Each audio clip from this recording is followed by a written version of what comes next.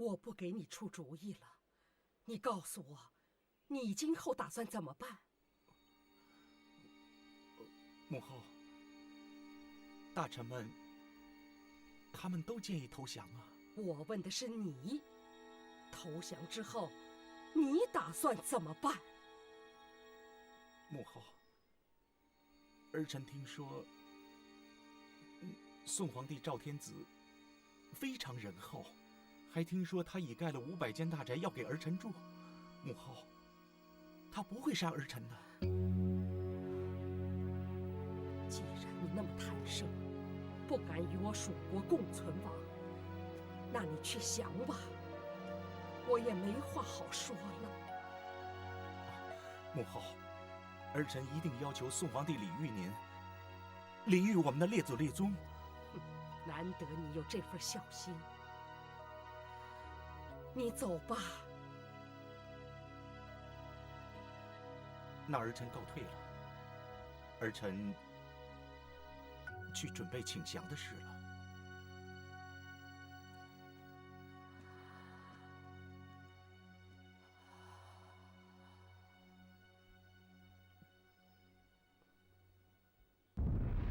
乾德3年正月19日，王全斌率军来到成都近郊升仙桥驻壁，蜀主孟昶以牵羊戏景、衔璧出降的亡国之礼前往参见。至此，我军主帅王全斌自出师日起到蜀国请降之日，共用了66日，收复了后蜀全境。皇上，孟昶拟有降表，请皇上照顾好他的祖先和老母。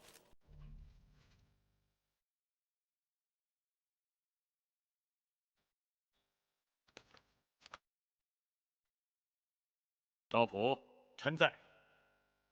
孟昶之请照准。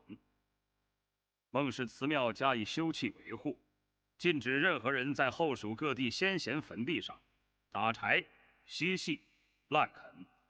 同时预告西川将吏百姓，让他们安居如故，并减免蜀地赋租，开仓赈济无食之民。臣遵旨。参知政事吕庆，臣在。朕派你到后蜀去掌管政事。臣遵旨。皇上，为孟昶一族盖的临便大宅已经完成，孟昶随时都可以来京。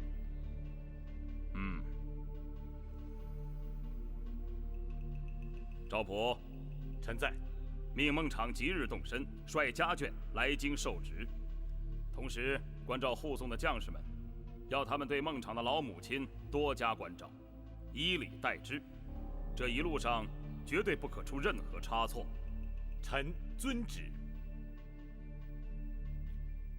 皇恩浩荡，皇上诏命，特许孟氏族人及所有宫廷内院大臣，可保留私人财货，可自由祭天谢神，可择日辞宗庙，但皇宫国库财物属朝廷所有，不得劫掠侵吞，违者严惩不贷。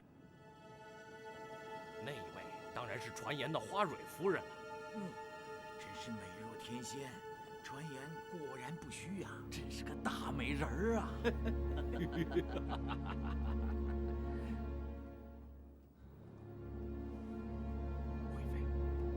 不要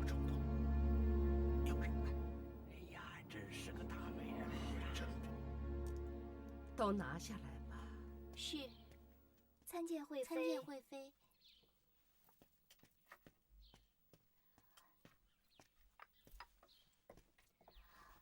参见母后。都已经亡国了，还行什么大礼？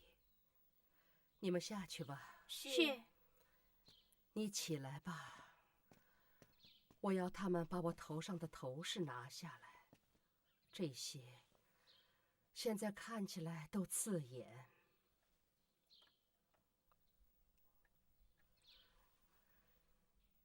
就剩咱们婆媳二人，有话你就直说吧。母后，宋军已经占领蜀国，臣妾怕。我知道。而且宋军对臣妾指指点点，臣妾只怕到了汴京，皇帝还在，他们不会把你怎么样的。母后，臣妾可以不去吗？臣妾可以殉国。惠妃，我期待人在说这话，他一直不肯说，倒让你说了。人在选择活着，我们任何人就不能选择轻生了，否则你要置人在于何地？可是臣妾不受辱。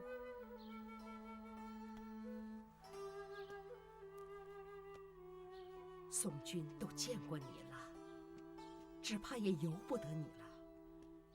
你听我说，说不定因为有了你，宋军会给我们孟氏一族好一点的待遇。母后，要你受委屈了。母后还想到了一些事情，你得赶紧去处理。你是表册记载的嫔妃，他们要点人数，容不得你逃脱或寻死。可是还有一些皇子皇孙未受爵位的，表册不记载，他们都是我朝孟氏的子孙，如果能够走脱一二人，也可继承香火。可那些未受爵封的皇子们，他们都还那么小，就是再小，也是皇上一脉，必须割舍。你去找一些能信得过的老工人，让他们抚养长大。皇上过去留了不少恩德在民间，我听说有个叫全师雄的，他就带了一些不愿降的年轻人在反抗。将来的事，或有希望，也未可知啊。可是母后，这件事情要不要先禀明皇上？这件事情知道的人越少越好，包括你自己，也要装作不知道的样子。最好夜里安排一把火，烧了几个院落，免得宋军起疑。是母后。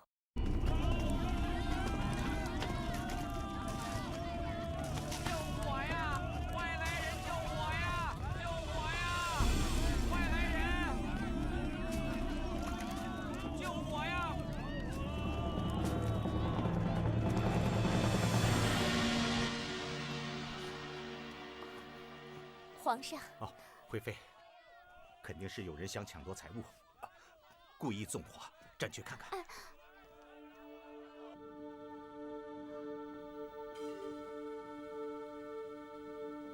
没有一支蜀国的旗帜，没有一个蜀国的兵，山河一夕变色，真令人痛心。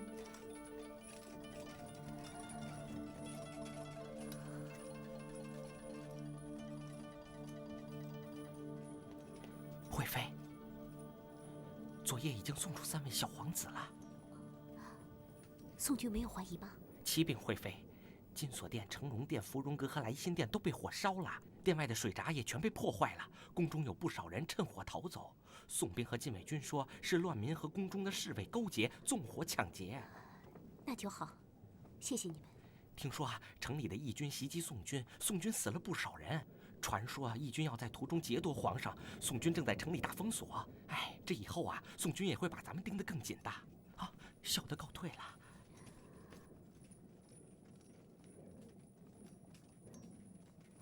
亡国了才有义军，我蜀国的兵不是不能战的。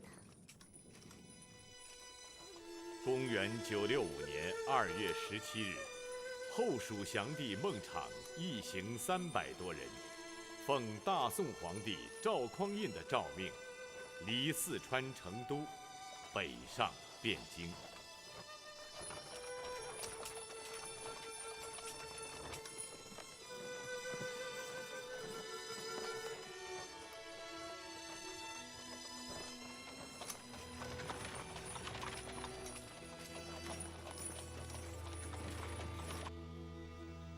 雁至同方树，扶危道略同。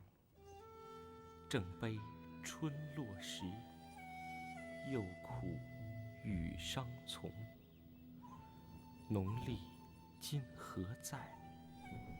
飘零是一空。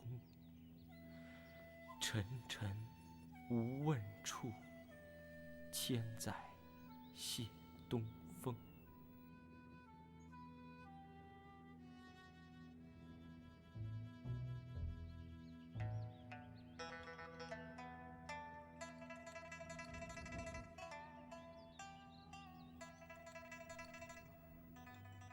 国主，您要节哀呀，您要为国珍重啊。您这么伤心，娘娘也会不安的。娘娘一定不愿意看到您这个样子。厚德，帮朕准备一套麻衣素服，朕要披麻拂柩，亲自替娘娘送葬。不行啊，国主，这不合理呀。叫你去你就去。国主，去吧。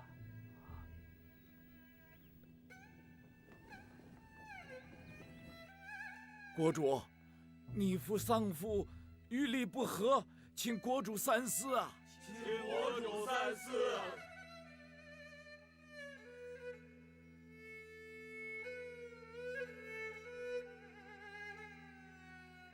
住手！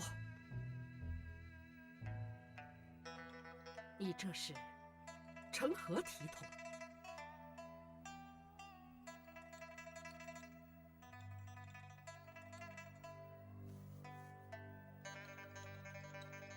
母后，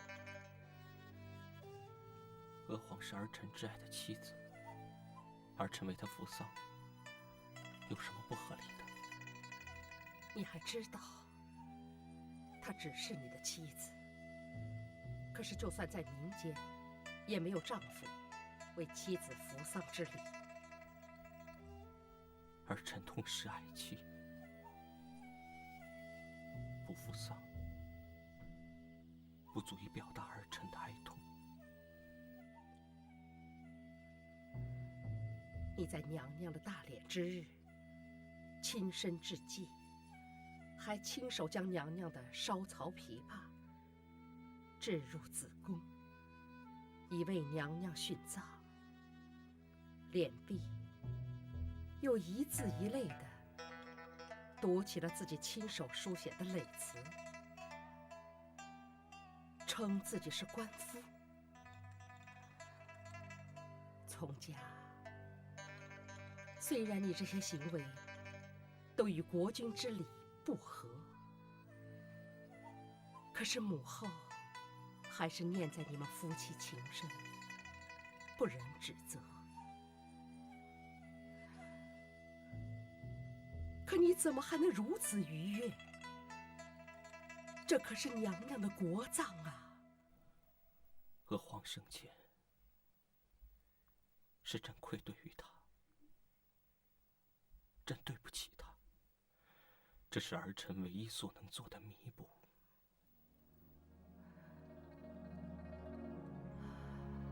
我知道，你这是在弥补。可是娘娘的遗言是要薄葬，你已经把他的葬礼办得既隆重又奢华，人人都看得出你是悲伤不已。可是从家，母后得告诉你，这是体制，这是我们的国制，这也是我们的礼仪呀。请母后恕儿臣不孝。从今日开始，我大唐的丧葬礼仪改变了。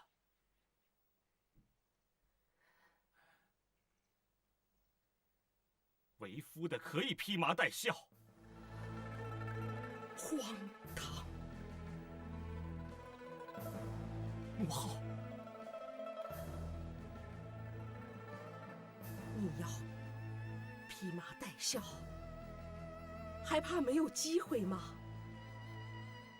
母后只是想问你，你今天是丧妻，还是丧母？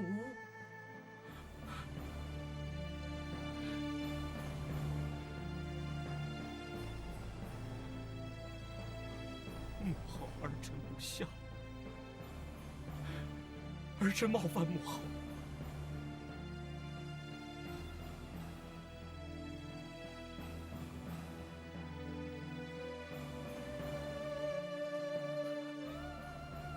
孩子，你伤心，母后也很痛。你的情，你的义，娥皇他会知道的，他知道的，你懂吗？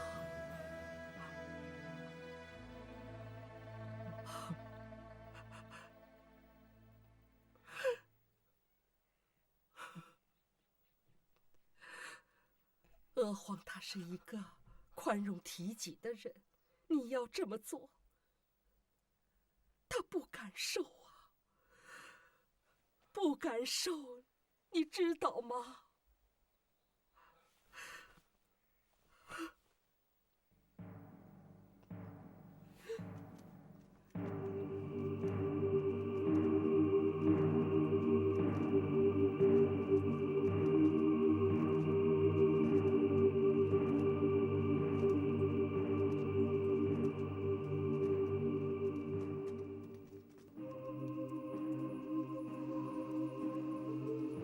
天长地久，节节争鸣。苍苍河谷，监狱抗力。窈窕难追，不露于世。玉润诸处，晕然破碎。惜我新婚，燕尔情好。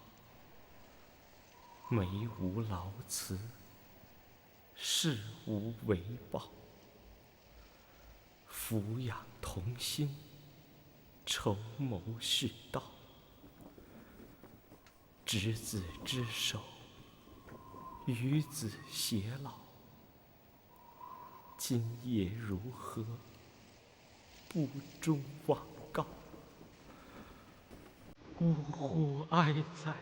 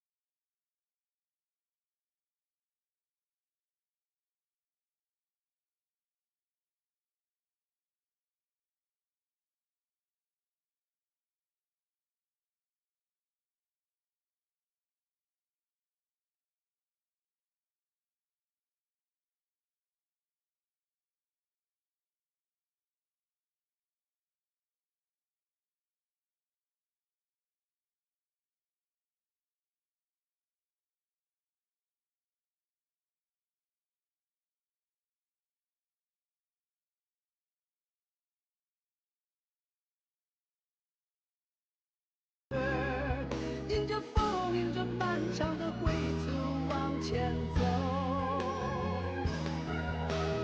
走吧走吧，千山万水路还远，山也有水长流，日后还来等候。南唐国后周娥皇谥昭惠，公元965年正月，葬于义陵。还在等候。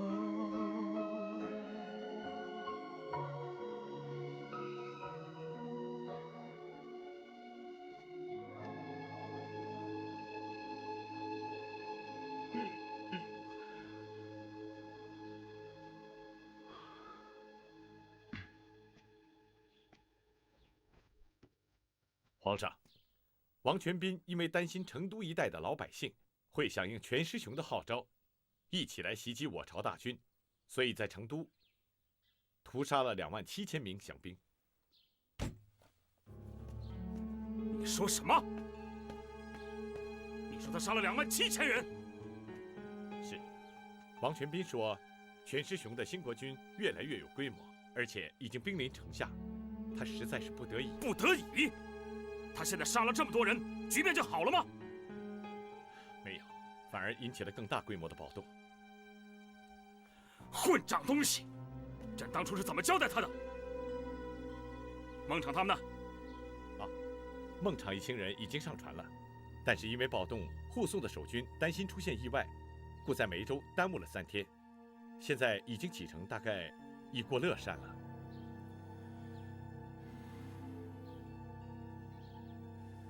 传令下去，放掉孟昶身边的那些低阶的官员和他们的家眷，并且派人轮班监管孟昶，以防有人内应。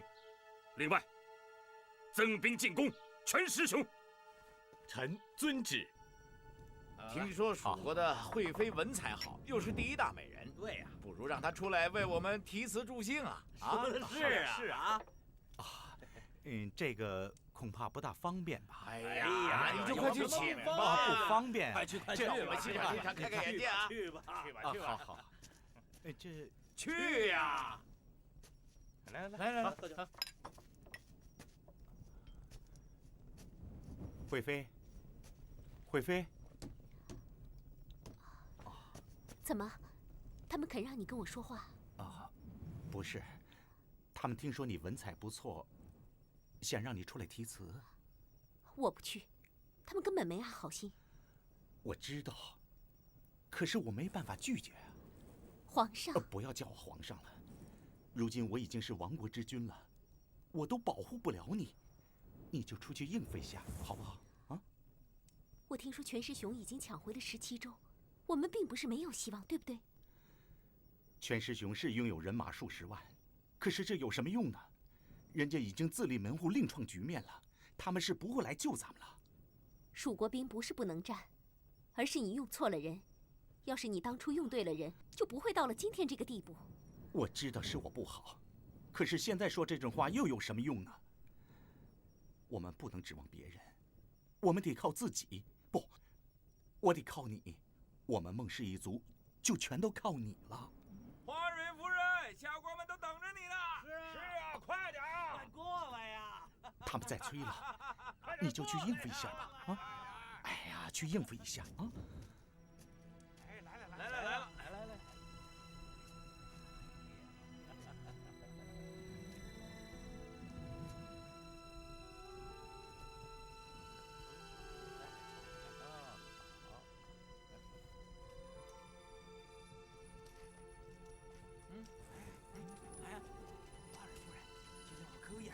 过来看看。真是啊！那是啊，真漂亮，花容月貌呀！真是有沉鱼落雁之貌啊！是啊，哎呦，真是大饱眼福了啊！是啊，亡国皇帝还真有福气呀！我写不下去了。你们爱怎么处置怎么处置吧。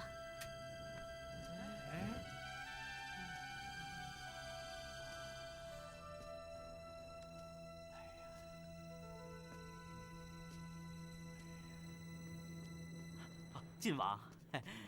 哎，张子轩，这慌慌张张的要去哪儿啊？哎，好消息啊！这川蜀的降军到了。哎，等等，你是说孟昶那一批人已经到了？是啊，已经到汴河大街了。小的呀，赶紧去禀告皇上去。哎，等等，他们一共来了多少人？啊，本王的意思是说，他们那些家眷也要觐见皇上吗？那倒不是，这大殿里也装不下那么多人呀。除了孟氏李太后之外，别的女眷都留在临汴大宅的行馆里了。那这个，那你赶快去吧。是。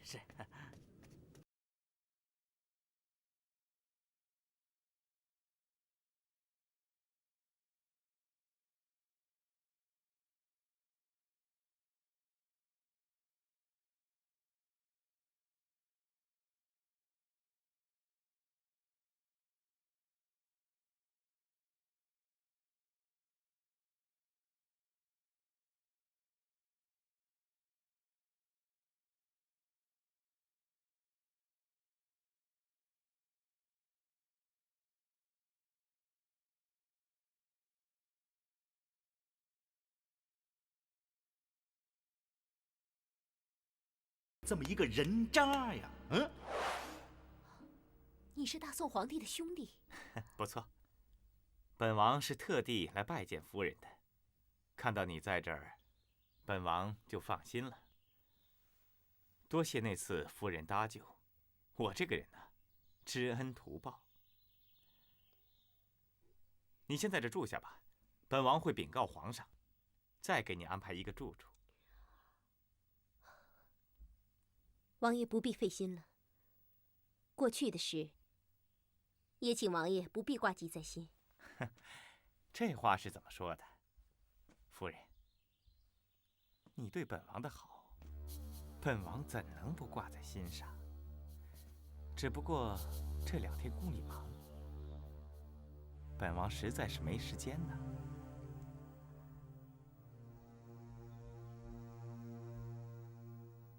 本王得走了，我们改日再续。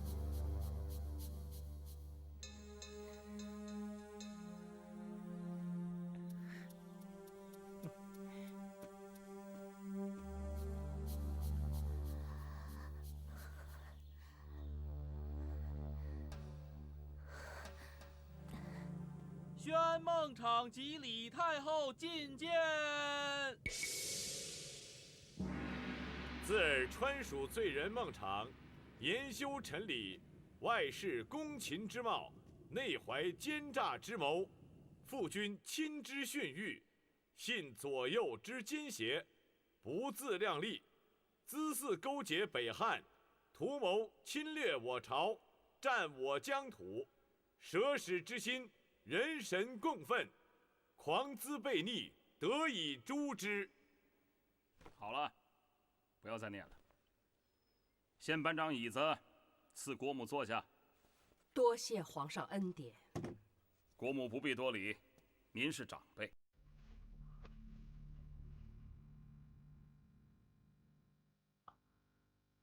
赵普，臣在。拿录簿给他看。是。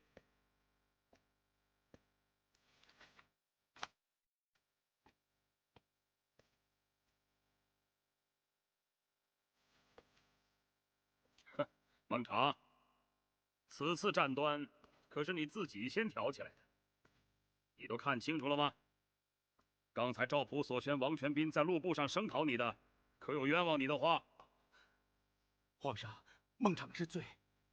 哼，舍使之心，人神共愤。哼，你自不量力，妄想窃占中原，如今自己倒成了阶下囚，你还有何话可说？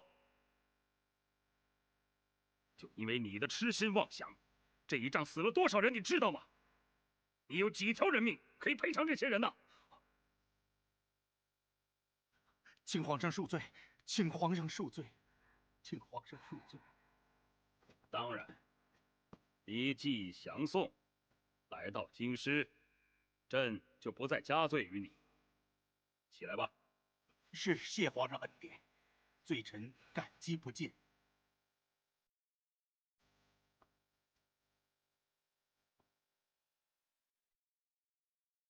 赵普，臣在。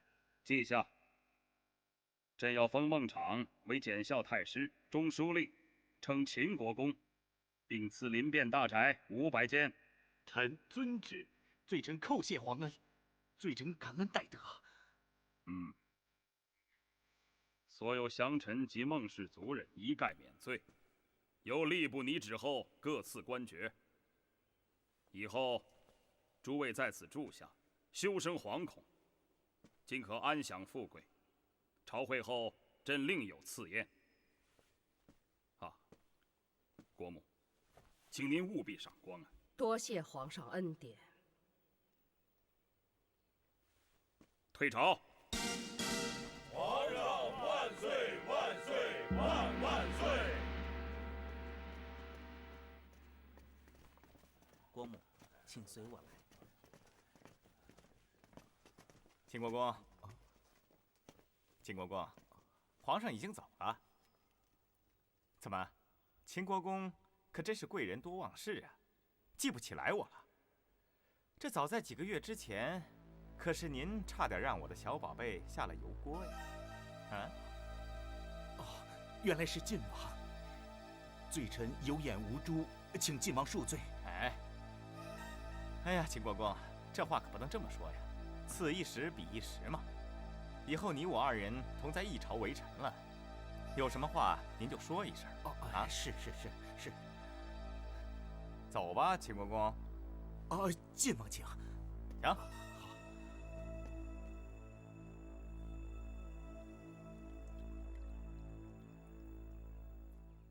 国母，请多吃些酒菜啊！多谢皇上赐宴，老身实不敢当。朕早已听说国母睿智明达，真是令人敬佩。如今事已至此，国母还是要看开一些，在此安享晚年吧。如果国母思念蜀地，在此地实在住不习惯的话，留待他日，朕也可送国母返回蜀地。谢皇上。老身本是太原人，如能返回故里，望皇上送老身回太原，老身不胜感激。太原，国母说的是北汉治下的太原吗？是，老身预祝皇上早日同。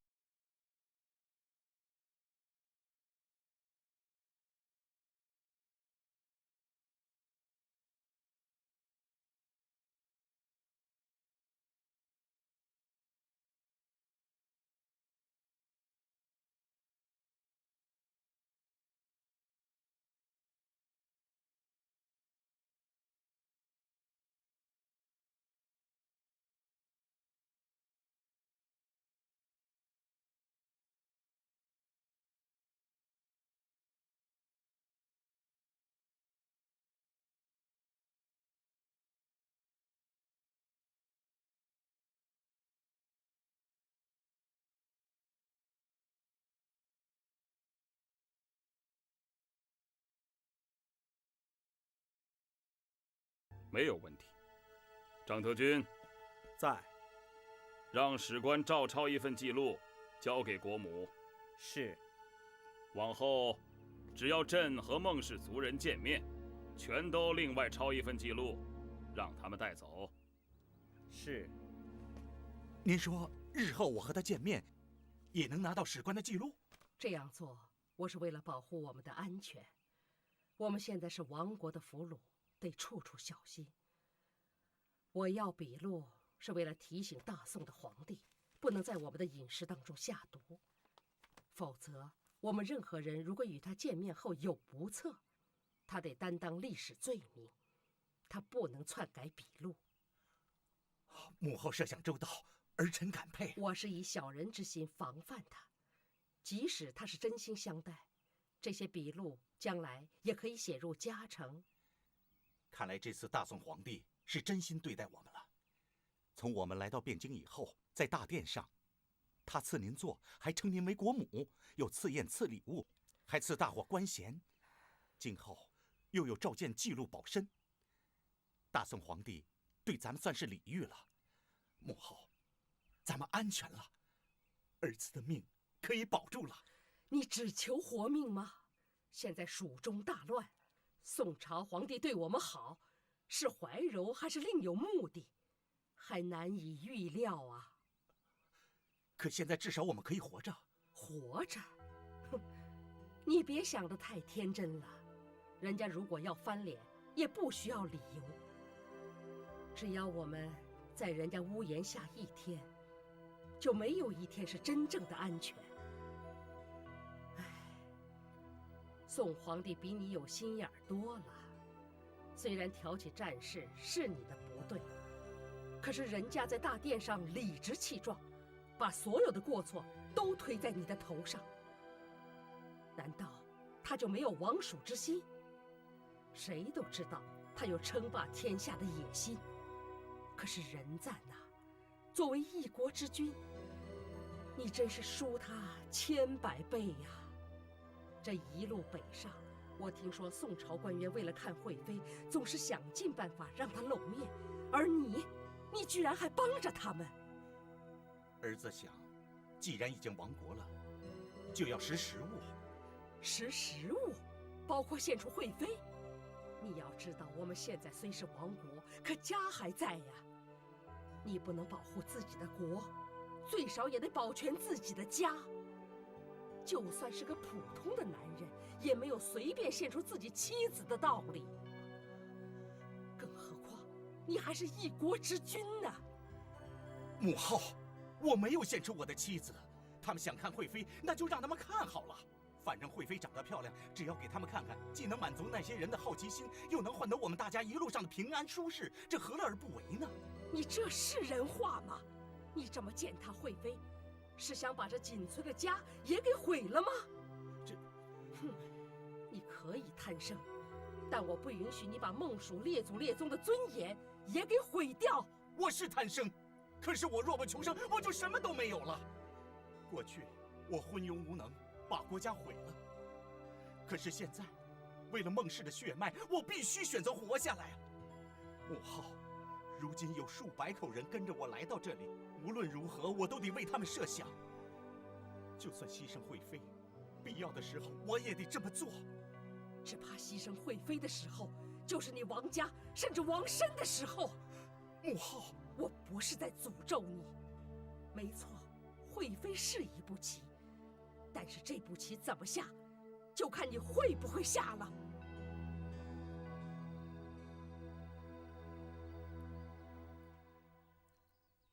臣弟参见皇上。起来吧。谢皇上。有什么事吗？皇上。怎么了？皇上，孟昶及其家眷已经来京城数日了。哦，你是想要他的一名妃子是吧？请皇上成全。好，朕会安排的。多谢皇上。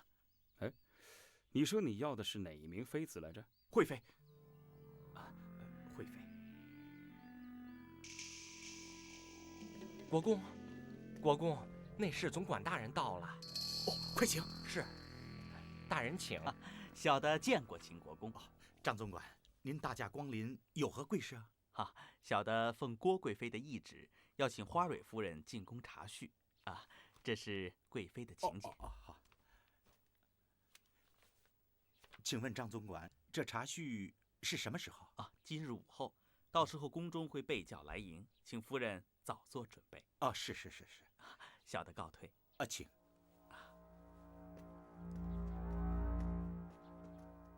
人赞，我听说郭贵妃召见。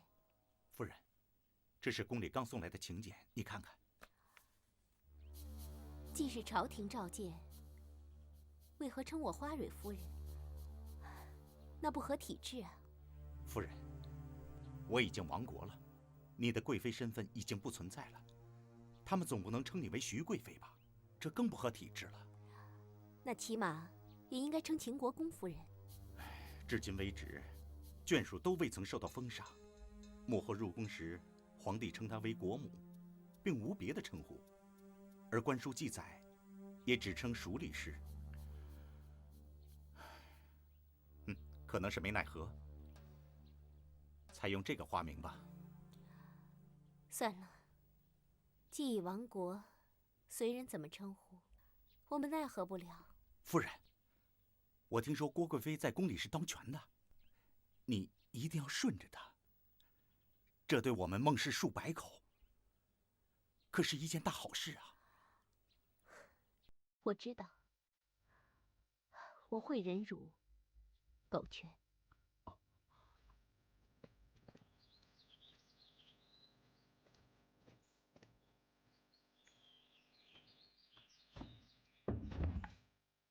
夫人，啊，对不住，这里面你不能进去。没关系，我随总管大人进去就好。是。夫人请。夫人请。啊，夫人，如果您要再行礼装的话，他们可以帮忙，小的在外面候着。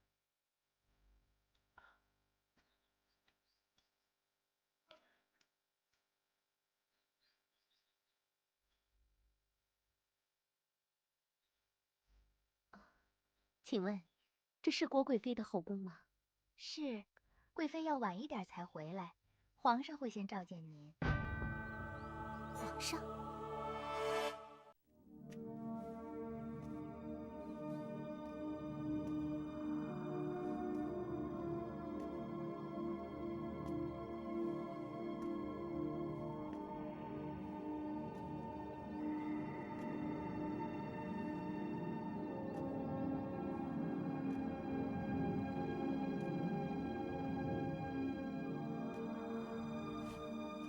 臣妾秦国公孟昶妻徐氏叩见皇上。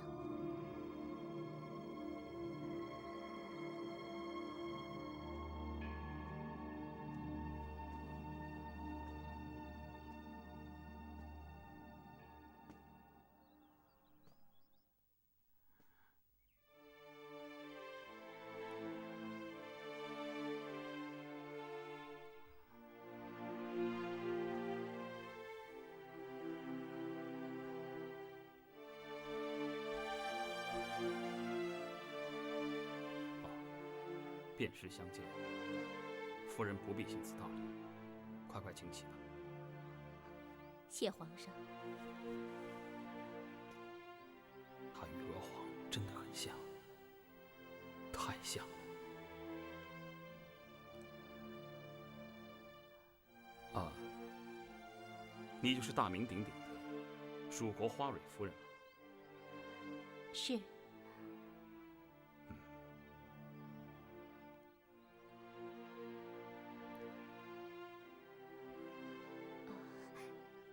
臣妾失仪。好，你是否看朕也长得像你的旧时？不是。不是？那是？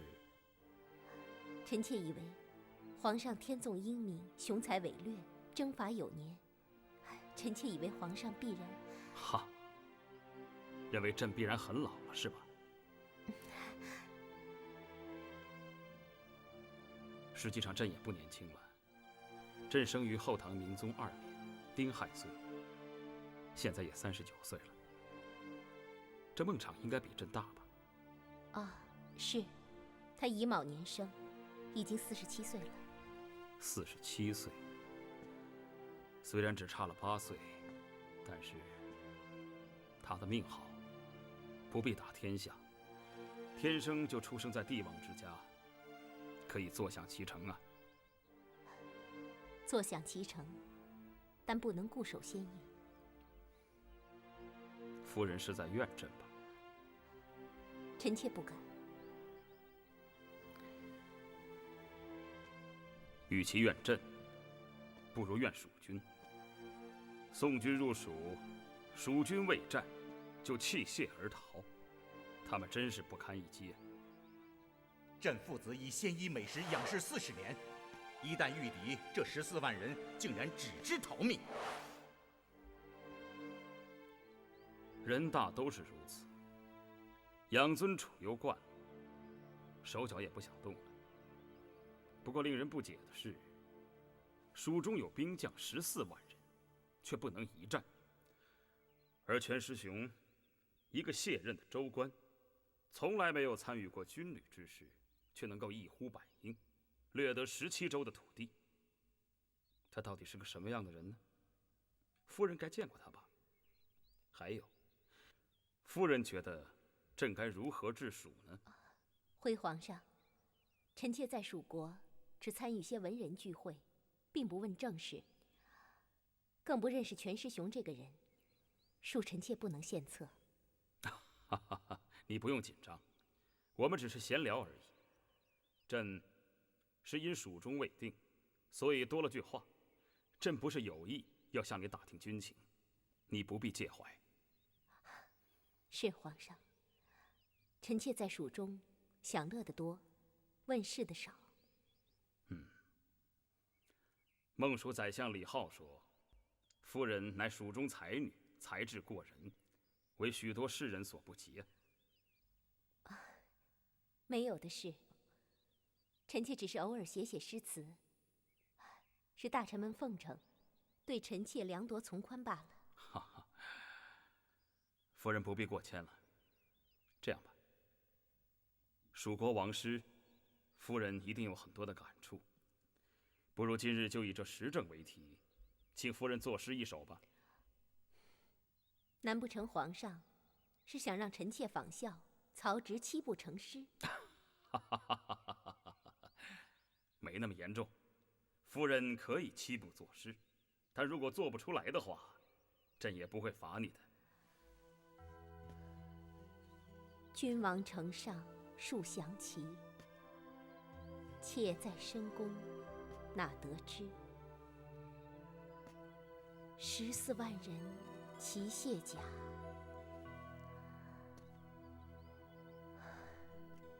更无一个是男儿。14万人齐卸甲，更无一个是男儿。骂得好，夫人真是豪气万千，此诗必然流传百世。皇上遇事，臣妾灵文不讳，只顾想着个人观感，竟忘了身份。想起故国，真是不堪。你说的是实话。蜀国富饶，14万兵将，衣食无缺，气仗完备，却胆小如鼠。像此等不能保国为民之君，散了就散了，夫人不必为此难过。蜀地今日重归中原，朕定会重新整军，让蜀国的百姓从此过上比以往更好的日子。还有，朕还要问你最后一件事：孟昶的妃子中是不是有一位惠妃啊？皇上，您不知道臣妾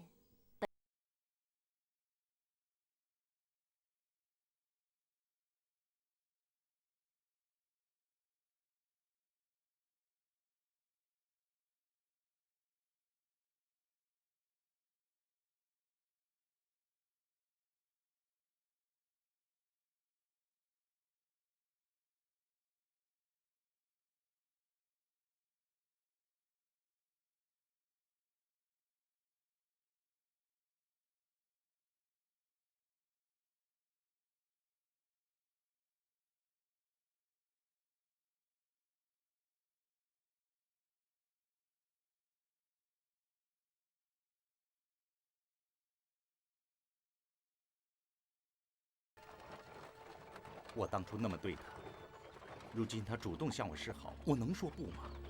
我不能得罪他呀。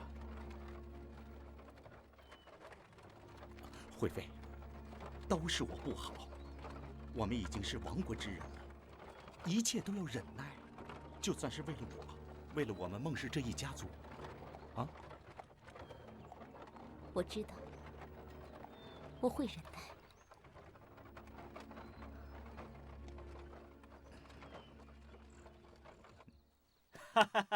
来，快请，请入座。秦国公夫人，今日男女有别，你随丫鬟们到王妃那里，她负责来接待你。这里只有男人喝酒，啊？你觉得这样行吗？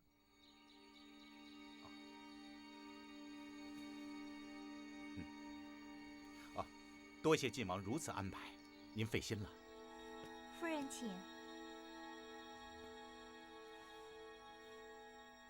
来，请坐。谢晋王。来，斟酒。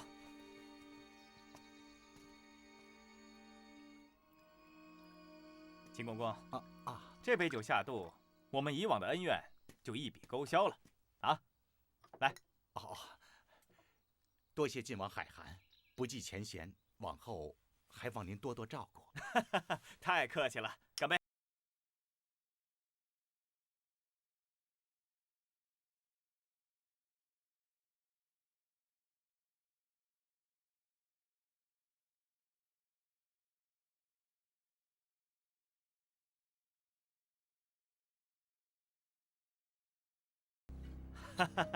来，秦公公啊，这酒可好啊！来，这酒可是我的私藏啊！我告诉你，这一般人来了，我还不给他喝呢。今天呢，为了化解你我旧日的恩怨，我特地把它取出来，来尝一尝，来一杯。晋王，承蒙您不计前嫌，孟昶不知如何感谢。日后……好了，不要客气了，先喝了再说。孟昶真是不知该如何感谢您。好了，先喝了。哎呦，好酒量啊，秦国公。来，你这个朋友啊，我是交定了，再来一杯。我敬你一杯。请。晋王，我真的不知道该说什么好。我知道，什么都不要说了，好不好？喝。好。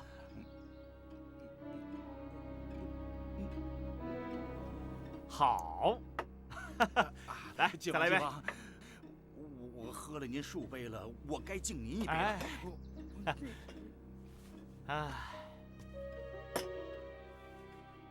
秦公公啊，本王是不胜酒力啊，我看今天就到此为止吧。不喝了？不喝了。来人，在送秦国公回去。是，秦国公，请。那好吧，那我带我夫人我跟她一起走。对了，来，再去通知一下秦国公夫人。是。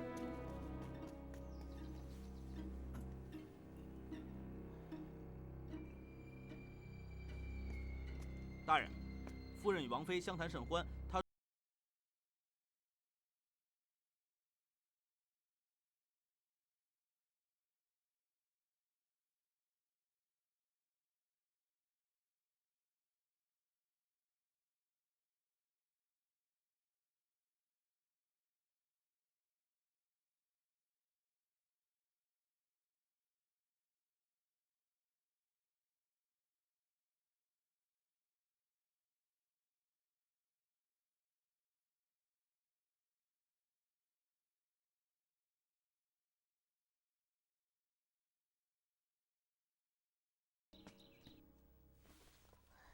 如果王妃忙，我改日再登门拜访。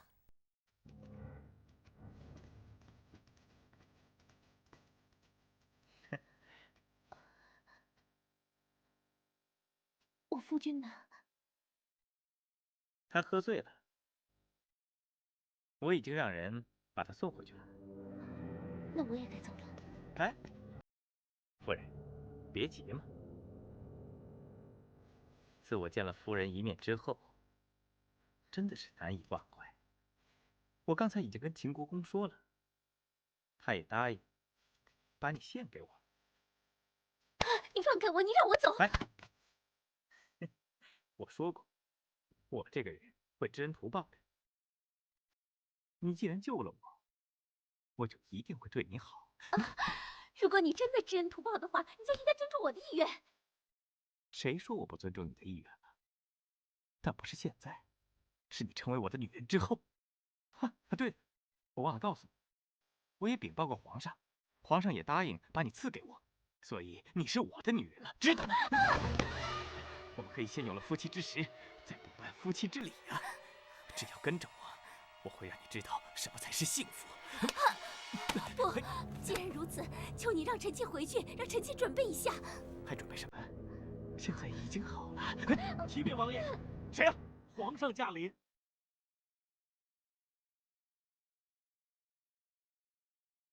你迟早都是我的人，记住了。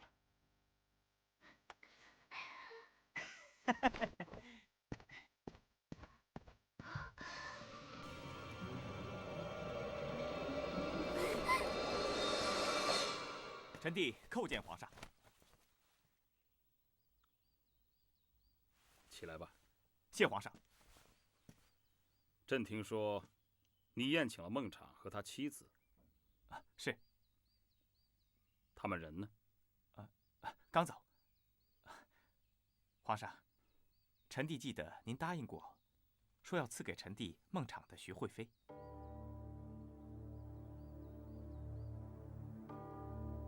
你早就知道，徐惠妃长得像娥皇吧？当初瞒着皇上，是想在皇上征服了江南之后，您就能拥有周娥皇了，而臣弟呢，就可以有花蕊夫人了。这样一来，我们兄弟俩拥有了这么相似的2个女人，这是何等的趣味啊！可是，没想到，娥皇竟然不假天年这么早逝。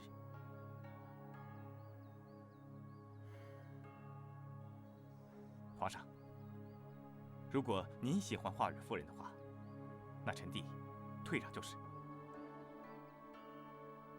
你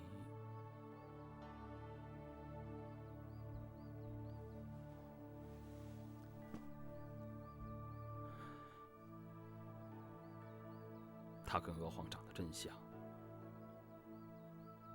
真像啊！臣弟知道。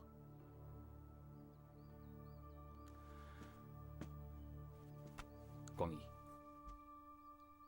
你真是朕的好兄弟啊！皇上，要不要喝一杯？好，咱们兄弟俩已经有好一阵子没在一起好好喝过酒了。朕陪你喝一杯。好。